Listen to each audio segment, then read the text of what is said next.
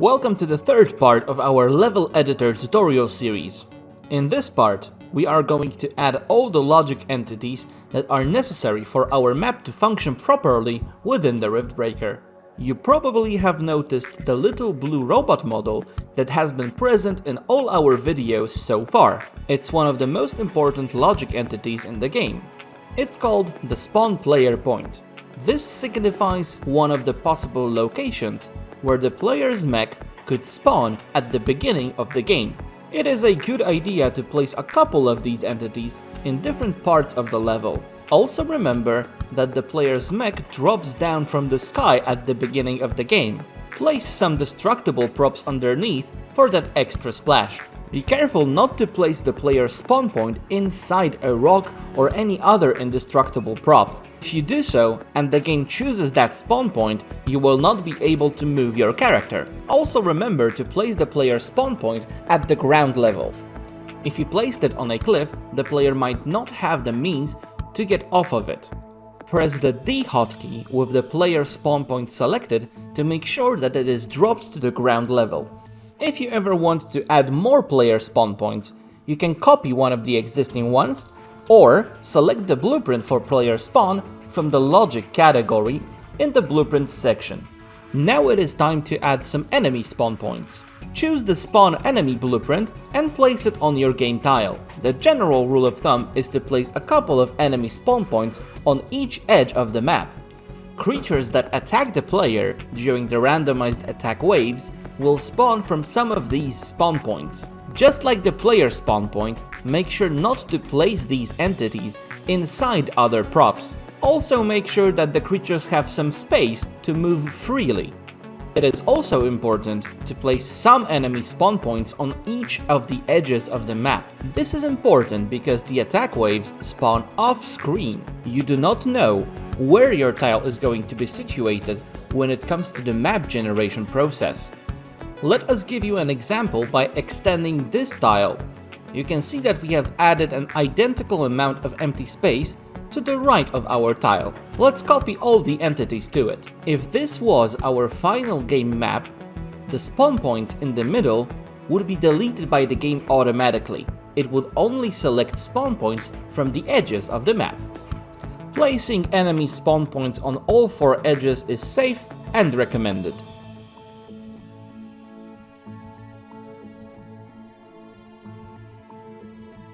Now that we have our player and enemy spawn points, let's add some creatures to our level. You could place enemy units one by one just like any other prop, but that is both inefficient and not guaranteed to work entirely properly.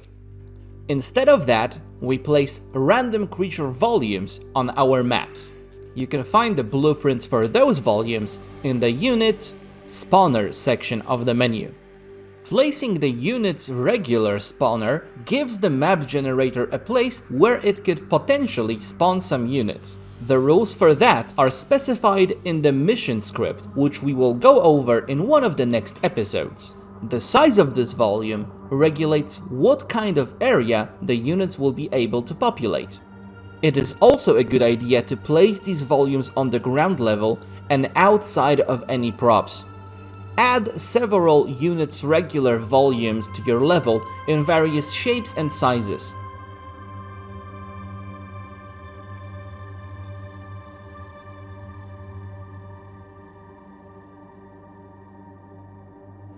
Going by the same set of rules, you can also place volumes that will spawn neutral creatures. The species that spawn from this volume will vary from biome to biome. You can also modify that using the mission script. Please note that the creatures that spawn from these volumes are the regular units that use the ground navigation system, like Jervines or Sulfurids. The smaller scavenging creatures like Quelbers or flyers like Vesaurus will spawn in regardless.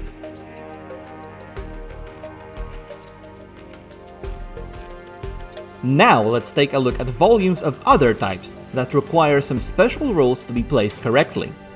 A great example of that is our random resource volume. You will find that volume in the resources folder in our blueprint browser.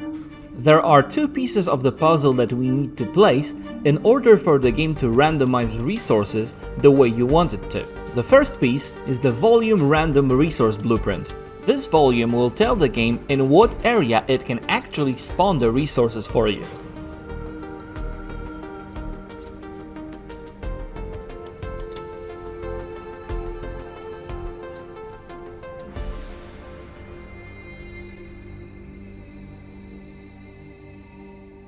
The other volume that we will need for this to work is the volume random placement blueprint.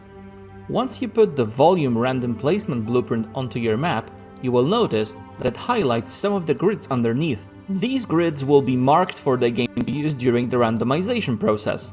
It's a good idea to use a couple of smaller random placement volumes, as it gives you more granular control over the shape of the resource node you are creating. Stitch a couple of them together to your desired shape. Remember that changing their size and rotation will affect which grids are underneath. This might lead to some interesting shapes.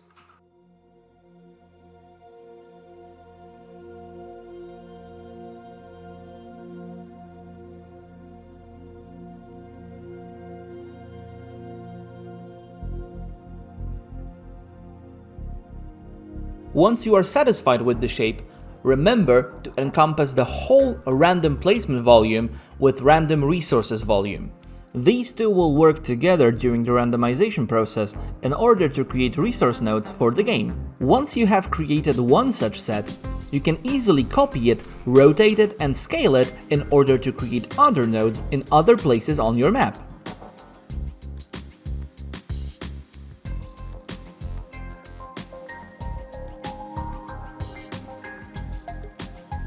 Now let's add some liquids to our map. The first thing we need to do here is to create a pool our liquid resource will reside in. You can easily do this by using the terrain tool in the level mode. Set the value to a non-extreme one, like -2.5 meters.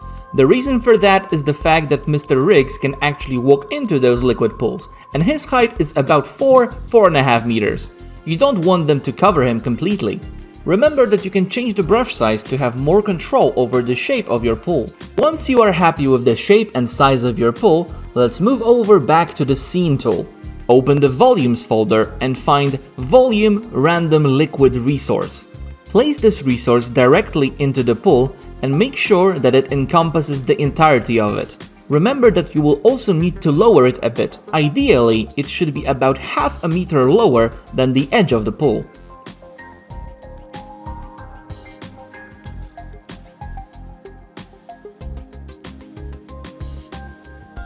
If you would like to better visualize what you are working on, you can replace the random liquid pool with something real, like sludge for example. Right-click the random liquid volume and replace it with sludge.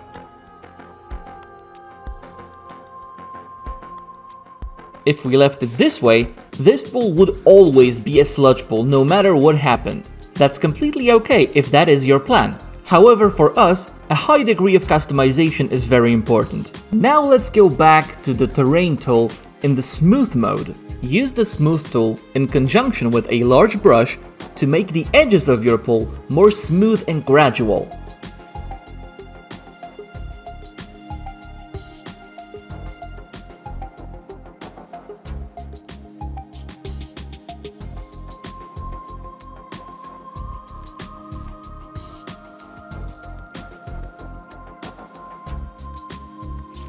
After you are done smoothing out the edges, it's also a good idea to paint around the edges with some special kind of texture.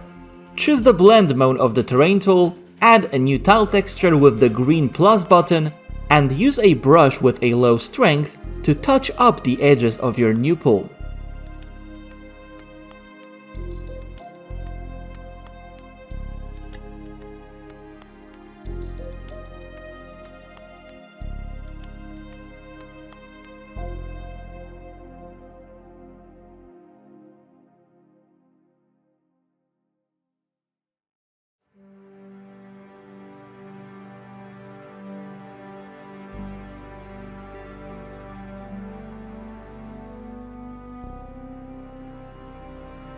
Now we can revert this sludge back into our random liquid resource.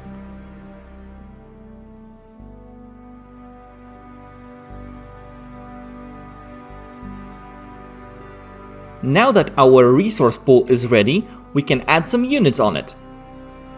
Some units in the Riftbreaker, like Hadroners for example, spawn directly on liquids. If you want this to happen on your map as well, then go to Units, Spawner and choose Units Liquid Spawner.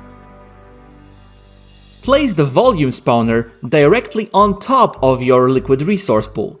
That is all you need to do.